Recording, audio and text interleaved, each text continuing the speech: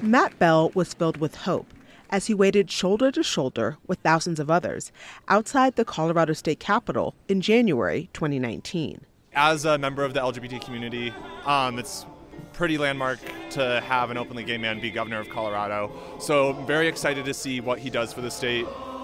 The Denver Gay Men's Chorus serenaded the crowd to celebrate the inauguration of Governor Jared Polis. Congratulations. It was a historic milestone for queer Coloradans and the nation as an openly gay governor was sworn in for the first time. From Grand Junction to Yuma, from Trinidad to Fort Collins, we as a people have decided that there is no reason to let our differences divide us. Since Inauguration Day, Polis has regularly signed bills to support or protect LGBTQ+ people, like the law that offers a third non-binary sex identifier on Colorado driver licenses and ID cards, or the law that bans so-called conversion therapy. But the Colorado of today is very different than it used to be. 3 decades ago, the state did not have any laws that protected queer folks. Voters had approved an anti-LGBTQ+ ballot measure that stripped them of these rights, a decision that sparked a historic court battle for equality. I'm Stephanie Daniel, and this is The Colorado Dream, Ending the Hate State. Colorado is considered one of the most LGBTQ+ friendly states in the country, but it wasn't always this accepting. This series investigates one of the darkest times in the state's recent history and the activism and legislation that followed. We'll share the stories of LGBTQ+ people and the allies who want to make the Centennial State a welcoming place for all. This is Episode 1, The Hate State. There were times not too long ago that queer Coloradans felt unsafe living here. In the early 90s, Colorado had become known as the hate state after voters approved an amendment to the Constitution that prohibited protection for LGBTQ+ people. But the new law created a backlash as gay people and their allies organized and went on to the country's highest court to fight discrimination and injustice. This season, we travel around northern Colorado to see how the hate state has evolved by examining some of today's biggest issues, like organizing safe pride events, access to medical care, parental rights, and the impact a gay governor has had on state policies and laws. There's no better window into this long and arduous fight for LGBTQ+ rights than Glenda Russell's cluttered research room in Boulder. This is where KUNC investigative reporter Scott Franz starts our story. Hi, Scott. Hey, Glenda, how are you? I'm good. How are you? I'm doing good, thanks. Good to meet you. Good to meet you, too. In here, Coloradans don't just learn about the setbacks and victories. They can feel them, and they get a perspective that was missing from newspaper headlines. Gay people were objectified, talked about in all kinds of ways. A lot of lies were promulgated. Glenda brings this history to life in ways that few others can. As a psychologist who did a groundbreaking study on how an anti-gay ballot measure affected queer Coloradans psychologically, she has a personal stake in it. In those file cabinets behind you, a bunch of the actual political rhetoric that was put out. And it was pretty awful stuff to read. Glenda says as hurtful as the material is, it's important to preserve it. And I'm really a curious person, and I just kept looking and thinking, somebody's got to be saving this. So then I started actually collecting. My late wife used to say, I think you're really a hoarder.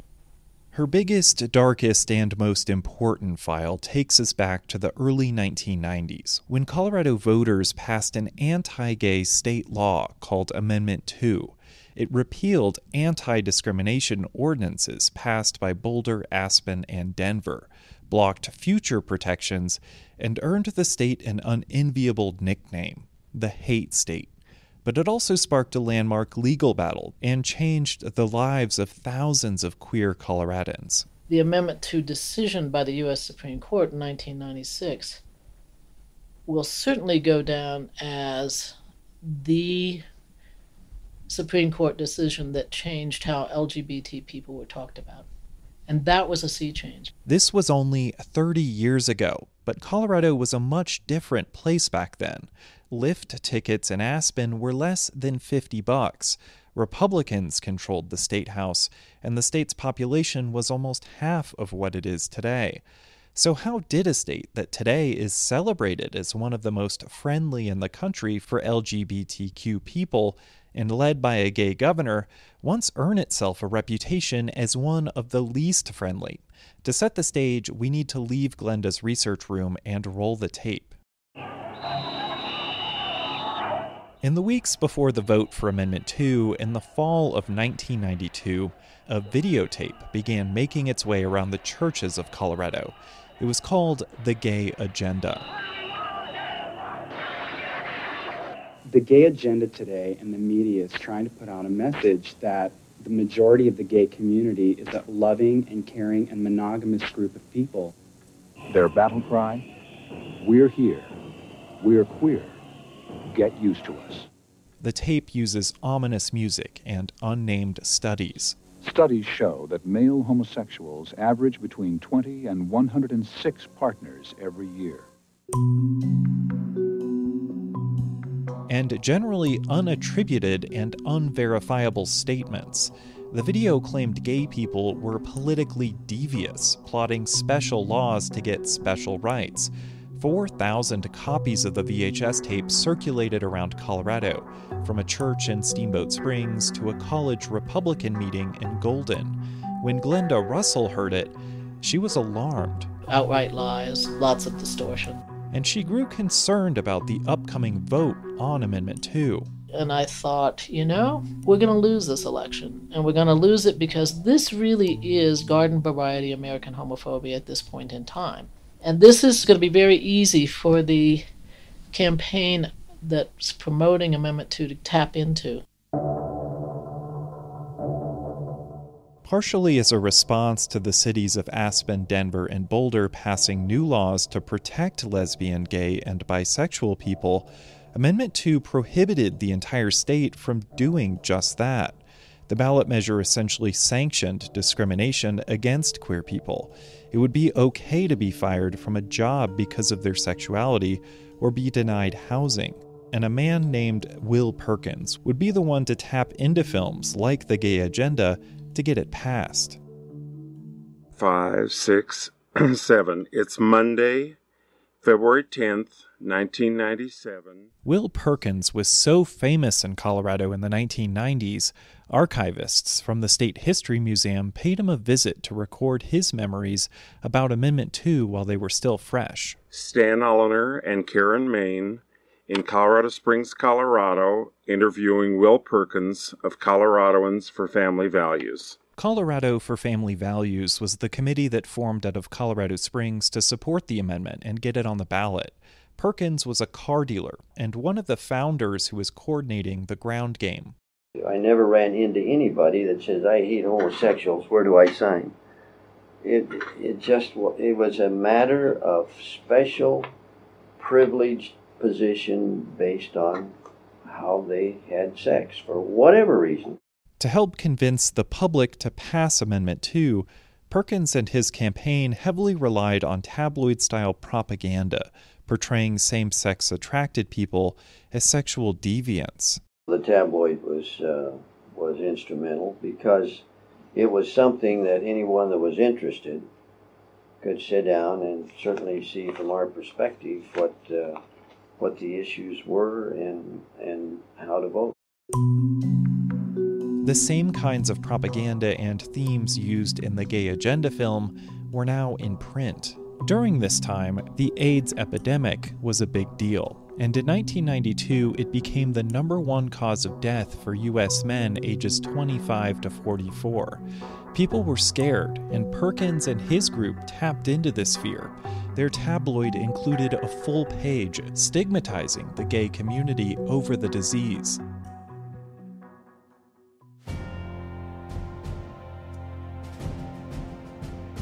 The decision to print the paper would be revisited a few years later at the United States Supreme Court.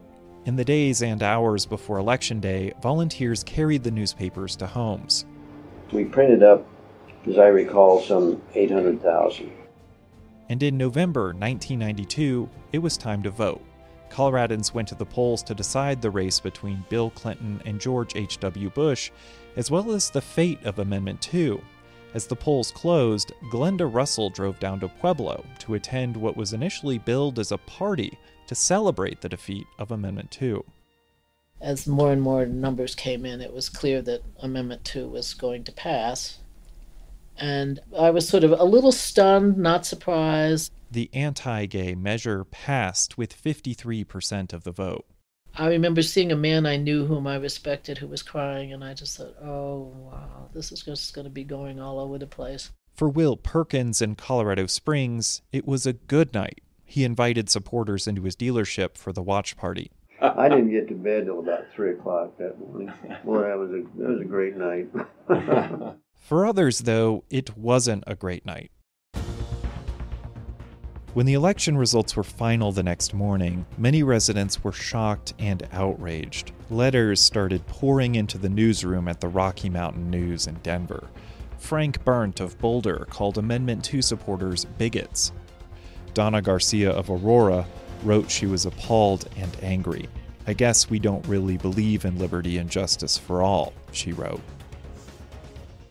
Glenda had started her career as a psychologist at the time. She noticed something disturbing the Monday after the election. My first client of the day was a lesbian woman who was talking about her concerns in her relationship with another woman and the concerns around how out were they going to be in the aftermath of this election. So Glenda started a study that would become the first time in America someone had set out to understand how a ballot measure targeting a group of people affected them psychologically. She sent a questionnaire to more than 600 queer Coloradans asking what impact the election had on their mental health. The responses were troubling. A lot of grief, a lot of shock, a lot of anger, a lot of I'm going to go in the closet, I'm coming out of the closet, a lot of fear. One of the things that people would say, I was sitting at the stoplight and I looked to the car on the right of me and I looked to the car on the left of me and I thought, did you vote for Amendment 2? Did you vote for Amendment 2? And this sense of how can I be safe here?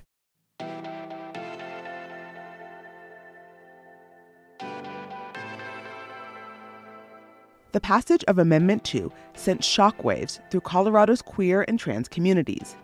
People were frightened and upset. Some even left the state. But many folks were also empowered, including Larry Brown. He felt this pain, and like others, Larry was bewildered and angry. There was fight or flight. Can you fight this? No, it's already passed. Do you want to leave? Oh yeah. Can you leave? No. So what are you going to do? Coming up, we'll learn more about the impact of Amendment 2 and the backlash against it. The hate state is just such a large, damning moniker. Then, the highest court in the land weighs in. That's after the break. In the NoCo is KUNC's News and Culture podcast. It's a great way to stay informed on the issues that matter most to our Colorado communities. When people have the opportunity to help in a disaster, especially when they're fellow survivors, this can actually help with their own mental health and emotional recovery after the disaster. I'm In the NoCo host Erin O'Toole. Follow the podcast for free at kunc.org or anywhere you like to listen to podcasts. I'm Stephanie Daniel, and this is The Colorado Dream, Ending the Hate State from KUNC News. When Amendment 2 passed on November 3, 1992, many LGBTQ+ Coloradans, like Larry Brown, went into a state of mourning. But they also started planning a movement. Here's my colleague Scott Franz.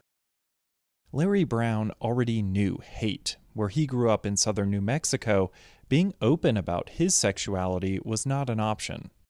It was a totally closeted world, and you were taking your life in your hands if you came out, frankly. In employment, in day-to-day activities, just everything about it. It was, you kept things under wraps. When Brown moved to Colorado in 1978 to start a graduate program at the University of Colorado, the school had an LGBTQ plus focused support office, which held a monthly meeting off of campus at a local church. It was the first community that I'd ever been part of. So years later, when Amendment 2 passed and gay people were vilified by a political campaign, Brown and thousands of other LGBTQ plus folks around the country chose to fight. Brown became active. He became proud. Amendment 2 helped him find community. And he would eventually find more community with a group called the Rainbow Elders in Boulder County, where he serves as a role model for younger LGBTQ plus people. Amendment 2, he says, was a wake-up call. And then it passed, and we all went into collective mourning. That could happen here. Soon, Colorado had its moniker, the hate state. We were the dumbfounded state, pretty much. Brown remembers the boycotts that rocked the tourism and conference industries. CBS News reported that Amendment 2 cost Colorado more than $38 million in lost conventions alone. Even Hollywood legend Barbra Streisand called for a boycott. The moral climate there is no longer acceptable. The hate state name woke people up. It activated people, from pride events to political activities. Brown found himself looking to the legal system, hoping it would declare it unconstitutional. All I can hang my hat on is that there's a judicial system that will help me or advocate for me in some way, if it comes to that. And it wasn't long before that epic legal battle began. We went to the district court in Denver, filed an injunction action, seeking to get it enjoined before it officially went into effect. Jean Dabowski was the lead attorney and legal strategist in the effort to overturn Amendment 2. When it passed, she was ready to go. With plaintiffs who were gay men or lesbians. We also had the Boulder Valley School District, the cities of Denver, Boulder, and Aspen. Just as Will Perkins became the public face of the forces that conjured up and promoted Amendment 2, Dabowski became the public champion of the legal effort to dismantle it, though she wasn't alone. All over the country, people were calling, "What can we do to help?" Dabowski already was well known in Colorado. At age 37 in 1979, she was appointed to the Colorado Supreme Court. She was the court's first woman, where she served until 1987, when she went into private practice. A few years later, this case, Romer versus Evans, put her in the spotlight. She reflected on her 4-year legal battle in an oral history interview with the Boulder Public Library. Her interview helps answer the question, how did Amendment 2 come about? We put on evidence that explained that these various, mostly far-right religious groups had begun an anti-gay rights effort after communism basically went away, which was in the late 1980s. And they lost anti-communism as a means of raising money. She found evidence that the people behind the amendment came to Colorado Springs from Southern California to work at a 57-acre business development for religious organizations. The Hate State Amendment, she says, was really about fundraising. Colorado had almost no law that protected gay men and lesbians from discrimination on the basis of sexual orientation. But the religious organization said that there was a gay rights agenda and that it needed to be blocked in Colorado. Dabowski and the attorneys primarily argued that gay people deserved equal protection under the 14th Amendment, attacking the idea that the government was creating new rights for gay men and lesbian women. She won the trial in Denver District Court and prevailed in the Colorado Supreme Court. And to no one's surprise, the case eventually was taken up by the Supreme Court of the United States. Dabowski led the arguments. The Supreme Court had more requests for passes to get into that argument than they'd ever had for any case in the court's history. The courtroom was just jam-packed for the argument. Dubofsky says her favorite moment of the case came on October 10, 1995, when she tangled with the often combative conservative Associate Justice Antonin Scalia. Scalia tried to trip her up over legal citations, but Dubofsky was prepared. Where does it say that in the Colorado Supreme Court? It says that on page B-3, D24. Okay. Well, for years, when I argued cases, I'd write down on the margin the page number. Something important was on. Never been asked about. And so he starts reading a sentence. Protective statutes, regulations, orders in the future. And I could say, no, it's not that sentence. It's the one above. Yes, and it refers back to the first sentence. It says that the immediate objective of Amendment 2 is, at a minimum, to repeal existing... He was furious. He slammed his book shut and hurled at the little thing that goes right in front of him. Special protections accorded to homosexuals and not to the public at large. I think we're having trouble a little bit with semantics. One of the difficulties... But that is one of those little things that you think, oh, how could I be so lucky? On the day of this appearance in front of the Supreme Court, Dubofsky made sure to bring the 8-page anti-gay tabloid that Amendment 2 supporter Will Perkins had spread around the state. Perkins said it was the key to passing the law. Dubofsky said it was key to striking it down. That little brochure was in its own little plastic pocket that was part of the briefs, not just sitting down in the record somewhere, because I thought that proved that this was impermissible bias. The SCOTUS decision was announced on May 20th, 1996.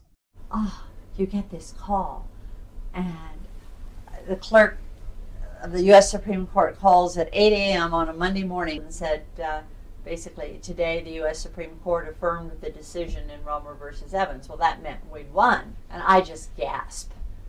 I couldn't believe it.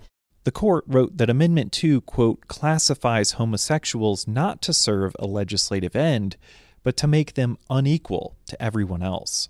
The decision was written by Justice Kennedy, and it said, basically, there's never been a law as bad as this, that it sweeps too broadly and it targets a narrow group and reflects impermissible bias, and there's no rational basis for it.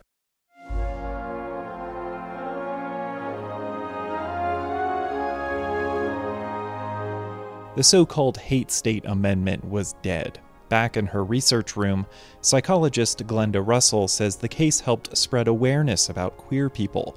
The decision was historic and served as a foundation for future legal victories. All of the decisions that have been sort of supportive of LGBT people since then really come from that decision. Glenda says the Amendment 2 saga also affected queer Coloradans in very personal ways. We really can and often do learn from the hardest things that happen to us. We learned because people came out of the closet. They met other gay people. But the fight for equality hasn't ended in Colorado or beyond.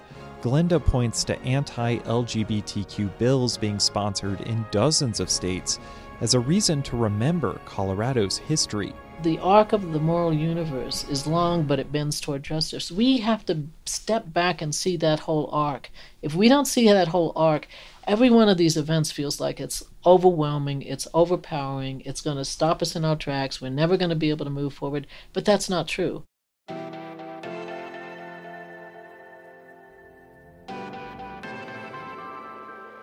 As Scott reported, in the months before Amendment 2 passed, one of the key pieces of propaganda making its way around Colorado was the film The Gay Agenda. The anti-gay rights video featured edited scenes from gay pride events. A gay pride parade should be a kind of social political statement. In fact, it's outrageously sexual. It's not just a celebration. There's a defiance about it. This video promoted homophobia and discrimination. But there was defiance, a rebellion against these efforts, against the hate state. And rather than push LGBTQ plus people and allies back or further into hiding, Amendment 2 galvanized a movement. It helped fuel pride events in Colorado and around the country. On the next episode of The Colorado Dream, Ending the Hate State, As the number of Pride celebrations grow across northern Colorado, it's still a struggle to hold these events. You don't get to cancel Pride. You don't have to run it, but we're going to go ahead and take it. Our community deserves a Pride event. That's next time on The Colorado Dream. The Colorado Dream, Ending the Hate State, is a production from KUNC News. It's hosted and produced by me, Stephanie Daniel. This episode was written and reported by Scott Franz. Editing by Sean Corcoran. The theme song was composed by Jason Patton. Michelle Rado sound designed and mixed the episode. The music is from Epidemic Sound and Blue Dot Sessions. Jennifer Coombs is the digital editor. Special thanks to Tre'vell Anderson, Lee Patterson, Jen De La Fuente, Kim Race, Robert Leja, Gabe Allen, and Mike Arnold. Tammy Turwelp is KUNC's president and CEO.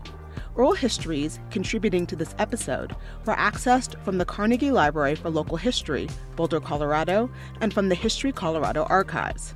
To see photos of the people included in this episode and learn more about the terminology we used, go to kunc.org/Colorado Dream or check out the show notes for a link.